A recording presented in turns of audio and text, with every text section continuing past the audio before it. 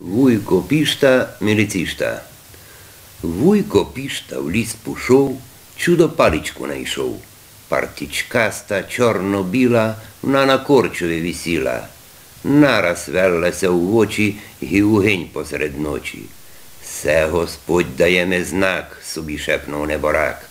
Цього пару стопило, ноги зм'якли та й мило, мокру руку вон потяг, чудо паличку досяг.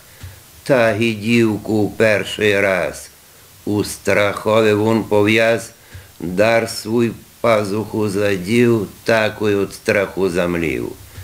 Синій рехлик на гавіці і піштоля зад гузиці убернуло вуйку капішту на сержанта міліцішту.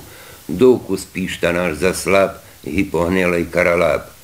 Під березу тихо сів, шапку міліційську здів, перепудженося бзерать, щось чинитися доберать, зуби в роті цоркотять, і ті ноги не хотять. Щось му шепче: «Встань, іди, на орсак межі люди, маєш на путі стояти, машина, що йдуть спирати». Доларися привіджавуть, чує, як з машин мулавуть, паличка у шотких сперать, жеб од грошися роздерать. Шор машин дорос до хуста, цяпкать піштові капуста, гроші в пазуху вже дівать, так бере, аж воню привать.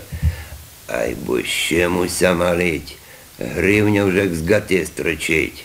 Копо урсагові йде, гроші піштові дає. Де їх класти вже не знає, ще й у штрімфлі гроші хпає. Вонь то панки годавлять, пальці на ногах болять. Сперать, аж на нус паде, з гроша навілок росте, пішта змучився, ухляв, силу свою десь закляв.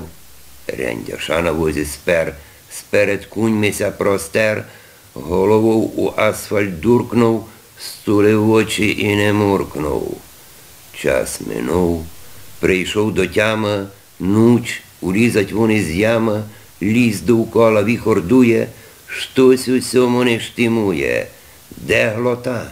Орсак пропав, в гаті от страху наклав, по жебах нервозно шупать, тепла сич то панках шлюпать. Ту береза, корч колячий, палець на нозі болячий, щось чунное висить в драчу, піштове стає до плачу. На гулузі чорно-біла штрімфля цурова висіла. Туго маєш, міліцішта, гроші в снові відів пішта.